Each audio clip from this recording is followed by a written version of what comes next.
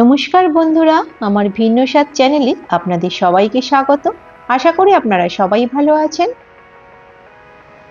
আজ আমি সান্ধ্যকালীন আড্ডায় চায়ের সাথে উপভোগ করার জন্য মার্বেল কেকের একটি রেসিপি দেখাবো। মার্বেল কেক দেখতেও যেমন সুন্দর লাগে, খেতেও তেমনি সুন্দর লাগে, কারণ ভ্যানিলা ফ্লেভারের সঙ্গে সঙ্গে চকলেট ফ্লেভারের কম্বিনেশন থাকে বলে এটা খেতে কিন্তু ছোট বড় সবাইরই ভালো লাগবে। আর চায়ের সাথে উপভোগ করার জন্য এটা কিন্তু দারুণ একটা কেকের রেসিপি। তাহলে দেখুন, প্রথমে আমি এই কেকের জন্য নিলাম 3টে ডিম।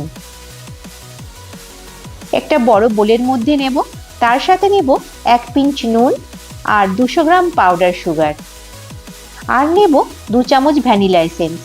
এবার সমস্ত উপকরণগুলি আমি একটি বিটারের সাহায্যে বিট করে নেব। বিট ততক্ষণ করব যতক্ষণ না ব্যাটারটা ফ্লাফি হয়। প্রথমে একদম কম স্পিডে 1 থেকে 1.5 মিনিট বিট করতে হবে।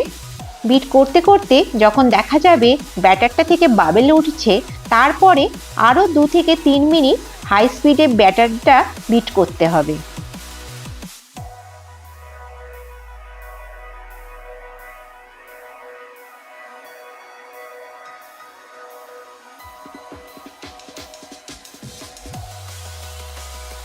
দেখুন বন্ধুরা, ব্যাটারের টেক্সচারটা কিন্তু ঠিক এই রকম আসবে।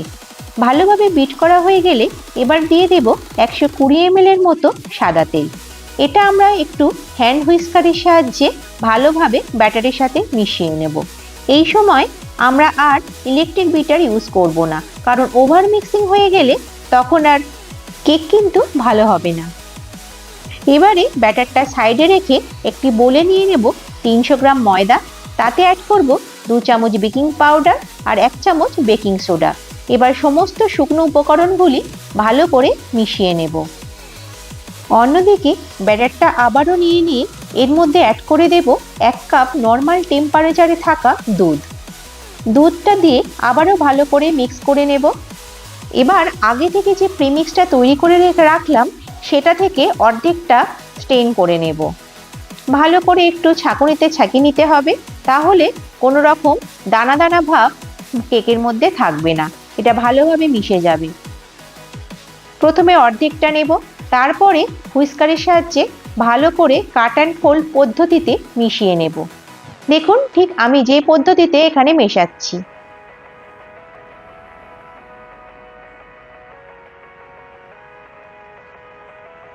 তারপরে বাদবাকি প্রিমিক্সটাও একইভাবে আমরা ছেঁকে নেব।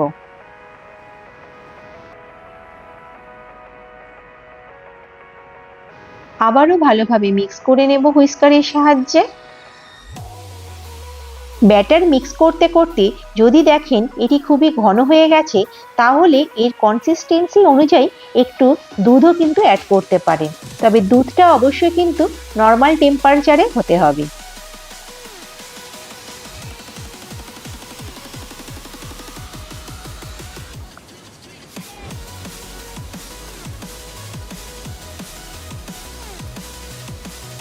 পুরো মিক্সিংটা কিন্তু কাট অ্যান্ড ফোল্ড পদ্ধতিতে করবেন।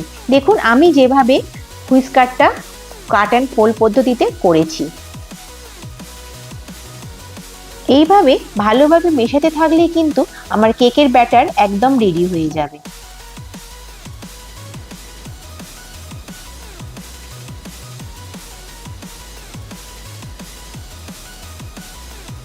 এর ঘনত্বটা নিশ্চয়ই আপনারা বুঝতে পারছেন। এবারে আমি এখান থেকে ঠিক 1 কাপের মতো ব্যাটার নিয়ে আমি অন্য একটি বোলে তুলে নেব।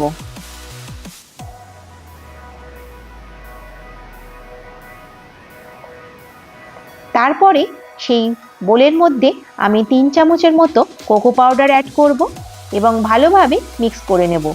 এখানেও যদি মিক্স করার জন্য একটু দুধের প্রয়োজন হয়, অবশ্যই মেশাতে পারেন। এরপরে আমি একটি কেকের মোল্ড নিয়ে নেব এবং তাতে 1 চামচের মতো তেল দিয়ে সেই তেলটাকে একটি ব্রাশের সাহায্যে গ্রিস করে নেব। ভালোভাবে একটু গ্রিস করতে হবে। এরপরে 2 চামচের মতো ময়দা অ্যাড করব।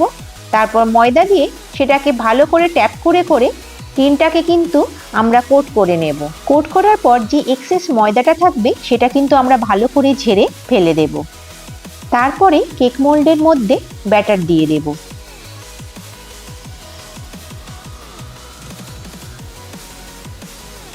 পুরো ব্যাটারটা আমরা ভালোভাবে পরিষ্কার করে বোল থেকে ঢেলে নেব।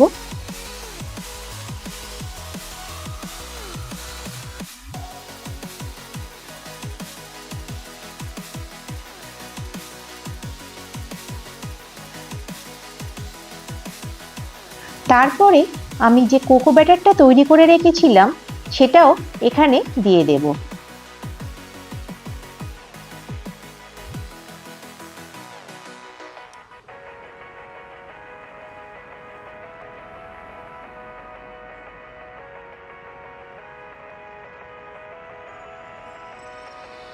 পুরোটা ভালোভাবে পরিষ্কার করে নিয়ে নেবার পরে আমি স্প্যাচুলা দিয়ে সেটা কিছুটা ঘেঁটে দেব।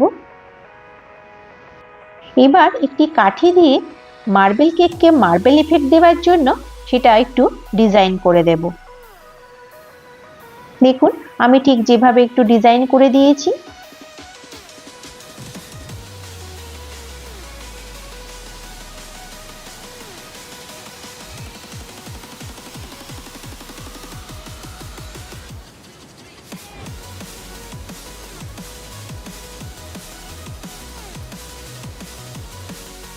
এবার আমি মাইক্রো ওভেনে 200 ডিগ্রি সেলসিয়াস তাপমাত্রায় 30 থেকে 35 মিনিটের জন্য বেক করতে দেব।